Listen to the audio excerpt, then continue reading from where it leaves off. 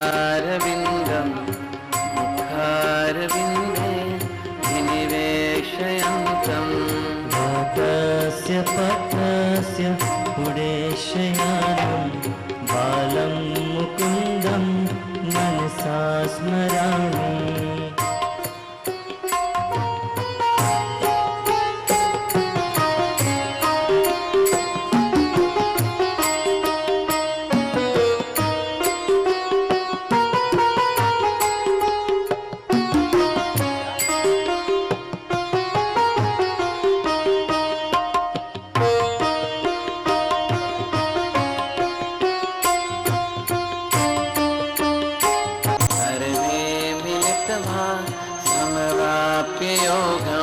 पुण्यानि नामानि पठन्ति नित्यं गोविन्द दामोदर माधवेति।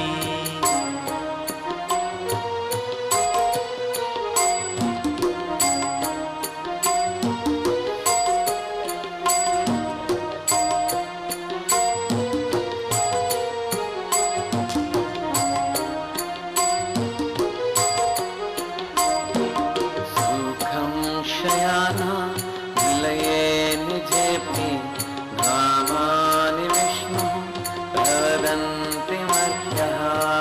निशतं तं मयत्तान गोविन्द दामोदर माधवेति।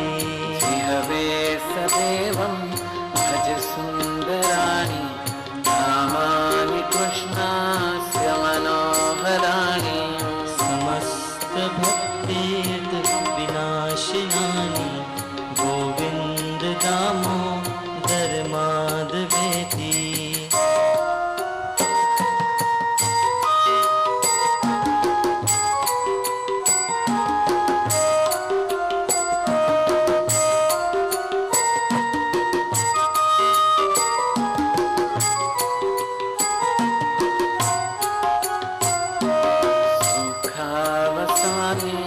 इदमेव सारं दुःखावसाने इदमेव ध्येयम्।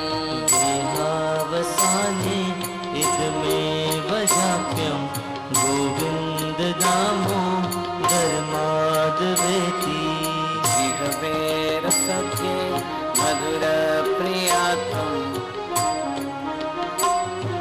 सत्यं हितं त्वां परमं वदामि।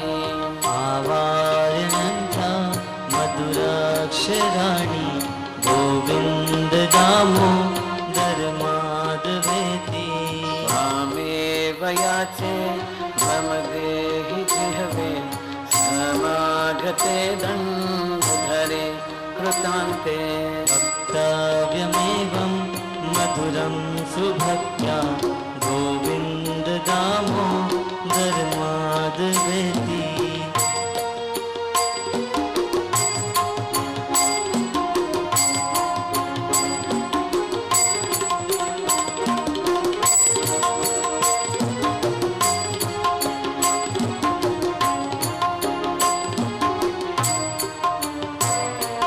श्रीकृष्ण राधा वर गोकुलेश गोपाल गोवर्धननाथ विष्णु।